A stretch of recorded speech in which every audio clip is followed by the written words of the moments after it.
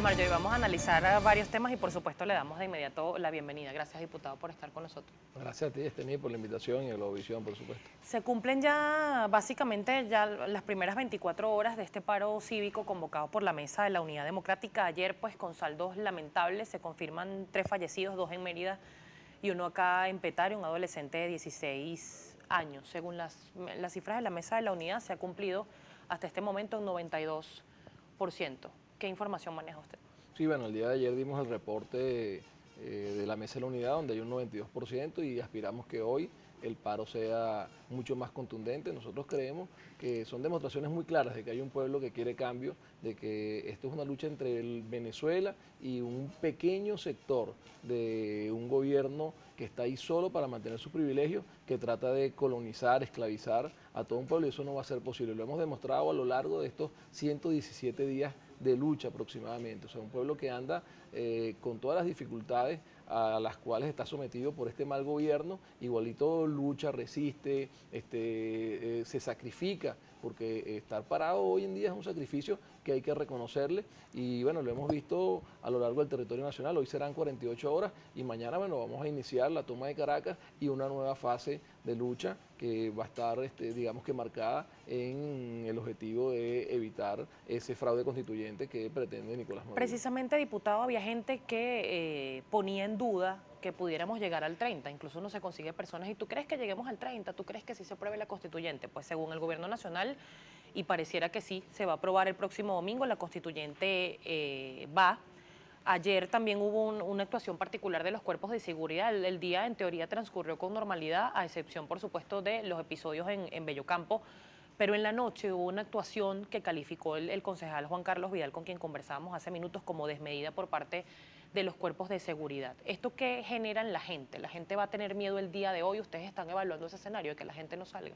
Mira, fíjate una cosa, nosotros, yo soy diputado por Caracas, por Libertador, y hemos vivido este tipo de represión permanentemente. Le pasó a Los Verdes, le pasó a la Residencia Victoria. La Candelaria ayer, también anoche. en la Candelaria ha pasado muchas oportunidades. Ayer amanecimos con Caricuao tomado y con una serie de detenidos. Y bueno, anoche La Vega, eso es permanente. Y la experiencia que nosotros tenemos es que esa represión, esa violencia desmedida por parte del gobierno, lo que genera es indignación y más razones para que la gente luche. No es cualquier cosa todo lo que ha pasado, el número de muertos, el número de heridos, el número de detenidos y de violación a los derechos humanos, y vemos un pueblo que no se cansa, que sigue luchando. ¿Por qué? Porque el ver a un gobierno que actúa de esa manera, el ver a las Fuerzas Armadas que se han convertido en una horda de delincuentes, el ver a nuestra policía que se ha convertido en una mafia para mantener en el poder a un señor que ya el pueblo no lo reconoce como presidente ni lo quiere como gobernante, nos deja muy claro que ese no es el futuro que queremos para nuestro país. Al final nosotros estamos luchando por nuestro futuro, por el futuro de nuestros hijos, por el propio futuro de las vidas que nos queden a nosotros, y sabemos que esta no es la Venezuela que queremos. Nosotros no queremos estar esclavizados al miedo a un gobierno forajido que su único interés es desfalcar a Venezuela para ellos vivir como jeques, como sultanes, mientras el pueblo y el país se desmorona. Así que esta lucha va a continuar. Tú hablabas del tema del 30 o no 30. Yo creo que para el gobierno también el 30 termina siendo una suerte de oasis, que es una ilusión óptica.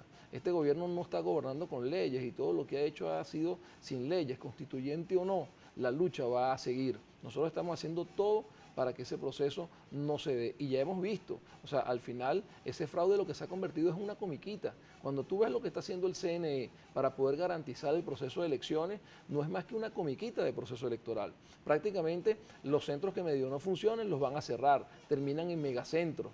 Ya el acta la tendrá en su guarida Tibisay Lucena para sacarle y decir quiénes son los constituyentistas. O sea, eso es una comiquita, y esa comiquita que ellos tienen que hacer de ese proceso es producto de la lucha, porque seguramente ellos hubiesen querido hacer 14.500 centros, etcétera. O sea, eso va a terminar siendo una comiquita. O sea, que no llegue el 30 puede ser en el marco de que ellos no puedan realizar el proceso constituyente, pero puede ser en el marco de que el proceso quede tan deslegitimado, producto de la lucha, que realmente esa constituyente, que no es legal, termine siendo nada más que una ilusión óptica para ellos. Lo que no se puede convertir para nosotros es una muralla que se convierta en que entregamos Venezuela. Eso no es así. O sea, nosotros vamos a hacer y estamos haciendo con la agenda de calle de la Unidad Democrática todo lo conducente para que la constituyente no vaya. Pero además de eso, independientemente de eso, nuestra lucha no es solo por la constituyente. Esto no se inició para evitar la constituyente. La constituyente ha sido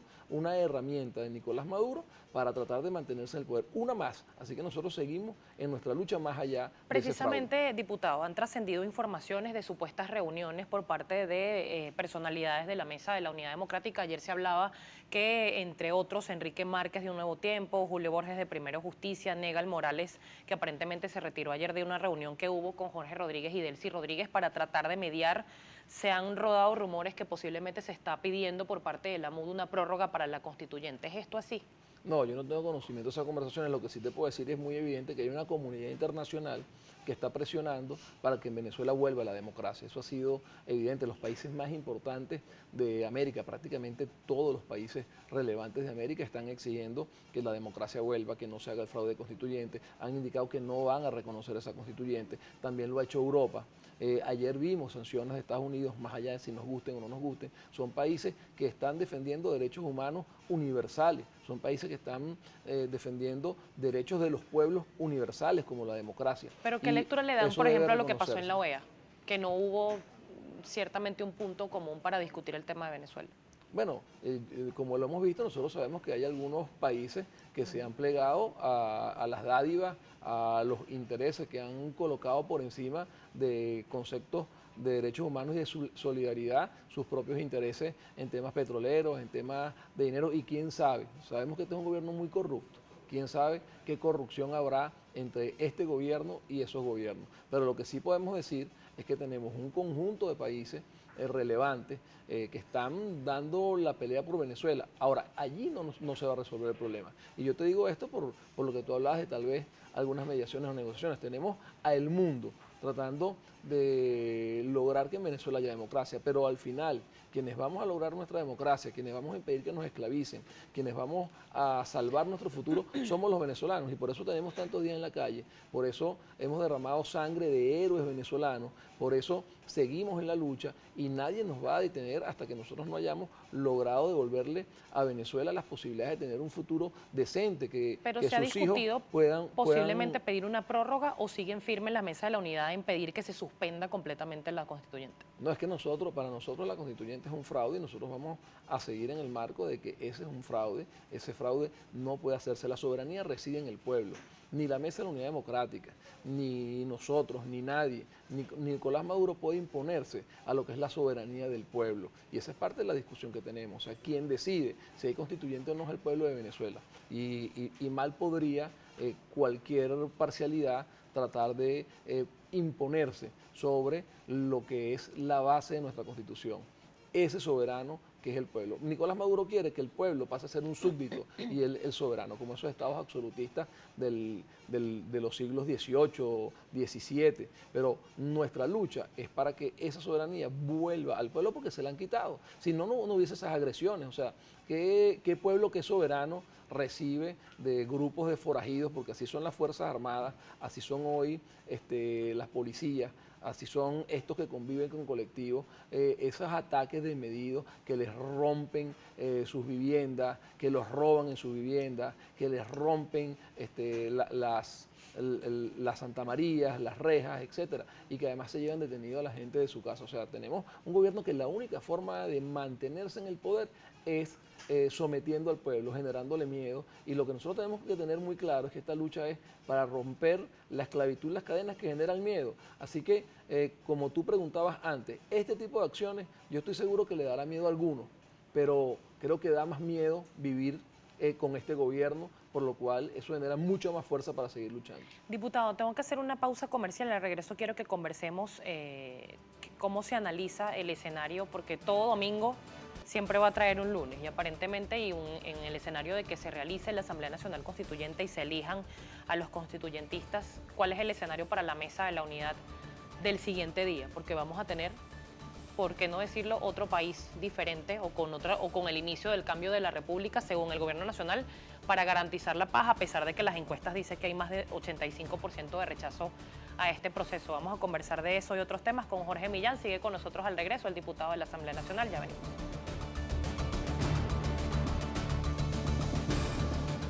constitución, aunque algunos candidatos han dicho acá en esa misma silla que no se quiere cambiar, sino que se quiere blindar, a pesar de que también el presidente Chávez decía que era la mejor constitución del mundo. ¿Cuál es el escenario para la mesa de la unidad democrática si se aprueba la Asamblea Nacional Constituyente el domingo?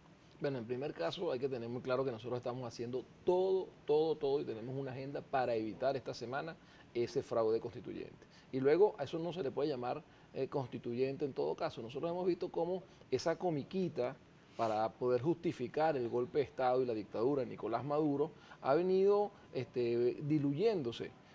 Arrancaron con un proceso de sectores donde iban a dividir los sectores, terminaron asignándole arbitrariamente a cada ciudadano una condición de miembro de algún sector sin ningún tipo de condición y algunos los excluyeron. Luego iban a hacer un proceso con 14.500 centros y al final decidieron, porque saben que no tienen la gente para llenar esos centros, que el centro donde haya problemas lo cerraban y han creado megacentros. O sea, es una comiquita, eso nunca será una constituyente. Y ellos quieren vender ese proceso como que si fuera el mecanismo de justificar la represión, la violación de derechos humanos, las prisiones, la detención seguro futuramente de líderes políticos.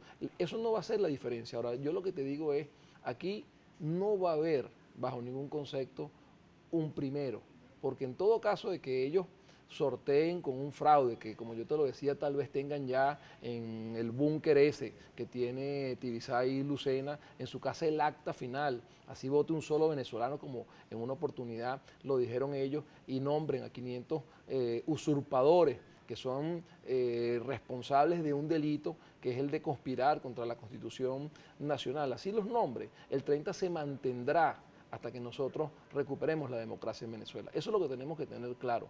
Nunca habrá en esta lucha un primero, porque nosotros nos vamos a mantener constante y permanentemente con el pueblo venezolano arreciando para que esa constituyente no tenga efecto. Pero eso no sumerge al país en un escenario quizás de poderes paralelos. Lo vemos y le coloco el ejemplo más reciente. Se nombraron a los magistrados del Tribunal Supremo de Justicia por parte de la Asamblea Nacional, pero el Tribunal Supremo de Justicia sigue dictando sentencias. Ayer se le prohibió la salida del país al alcalde Ramón Muchacho, le postergaron la audiencia para el próximo 3 de agosto.